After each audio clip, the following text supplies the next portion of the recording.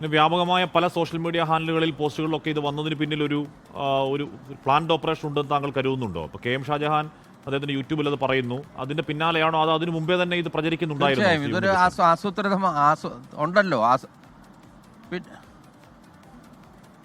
അല്ല, ഇതിപ്പോ 2 ആഴ്ചയിൽ മേലെ ആയിട്ടില്ലല്ലോ. 2-3 ആഴ്ചകൾ മാത്രമാണ് ഉള്ളത്. ഞാൻ 2 ആഴ്ചയ്ക്ക് മുമ്പാണ് FB പോസ്റ്റ് കാണുന്നത്. ഇന്നലെയാണ് സോഷ്യൽ മീഡിയയിൽ വ്യാപകമായിട്ട് ഇത് വരുന്നത്, എൻ്റെ ശ്രദ്ധയിൽ വരുന്നത്. അതിനെ തുടർന്ന് അപ്പം തന്നെ നിലപാട് സ്വീകരിച്ചു. പാർട്ടിയുടെ ഉപദേശങ്ങൾ തേടി മുഖ്യമന്ത്രിക്കും അതുപോലെ തന്നെ DGPക്കും ആലുവ SP-ക്കും മുനമ്പം DYSP-ക്കും എല്ലാം ഞാൻ പരാതി നൽകുകയുണ്ടായി. വലിയ മനോവിഷം ഉണ്ടാക്കിയോ ആരോപണങ്ങൾ ശ്രീ ഉണ്ണികൃഷ്ണൻ?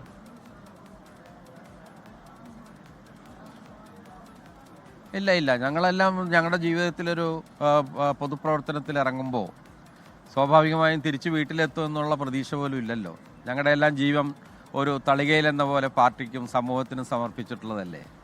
ഇപ്പോൾ കമ്മ്യൂണിസ്റ്റ് പാർട്ടിയുടെ നേതാക്കന്മാരെ ഇടതുപക്ഷത്തെ അല്ലെങ്കിൽ CPM-നെ തകർക്കാൻ എതിരാളികൾ ഉപയോഗിക്കുന്ന ആദ്യത്തെ ഒരു മാർഗമാണ് വ്യക്തിപരമായി തേജോവധം ചെയ്യുകയും അവരുടെ രാഷ്ട്രീയ ജീവിതത്തെ കളങ്കപ്പെടുത്തുകയും ചെയ്യുക എന്നുള്ളത്. മുൻകാലമായ ഒരുപാട് അനുഭവങ്ങൾ നമ്മുടെ മുമ്പിലുണ്ട്. അപ്പം അതുകൊണ്ടൊരു മനോവിഷമോ ഇല്ല.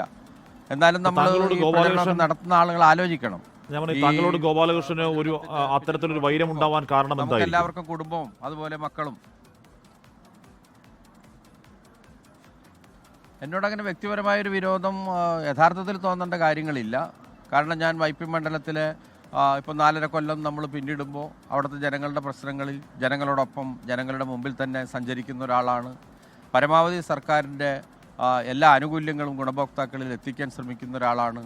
കഴിഞ്ഞ 100 കൊല്ലത്തിനിടയിൽ നടക്കാത്ത വികസന പ്രവർത്തനങ്ങൾ എൻ്റെ മണ്ഡലത്തിൽ വളരെ അഭിമാനത്തോടു കൂടി അത് പൂർത്തീകരിക്കാൻ ശ്രമിക്കുകയും ഭാവി വികസനത്തിനുള്ള ധാരാളം സാധ്യതകൾ കൊണ്ടുവരികയും ടൂറിസത്തിൻ്റെ അനന്തമായ സാധ്യതകളെല്ലാം ഞാൻ അവിടെ പ്രയോജനപ്പെടുത്തിക്കൊണ്ടിരിക്കുകയാണ്.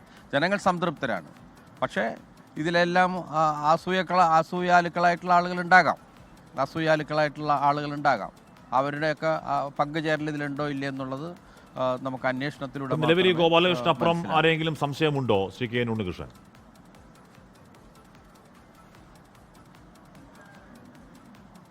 ഇപ്പോൾ ഗോപാലകൃഷ്ണൻ വ്യക്തമാക്കിയ ഇപ്പോൾ ഞാൻ എൻ്റെ ശ്രദ്ധയിൽ കൊണ്ടുവന്ന അഭിപ്രായങ്ങളനുസരിച്ച് അതിന് മുമ്പ് ഇത് ആരംഭിച്ചിട്ടുണ്ടോ എന്നുള്ളതെല്ലാം ഇതിൻ്റെ ലിങ്കുകളെല്ലാം പരിശോധിച്ചാലല്ലേ നമുക്കറിയാൻ കഴിയും.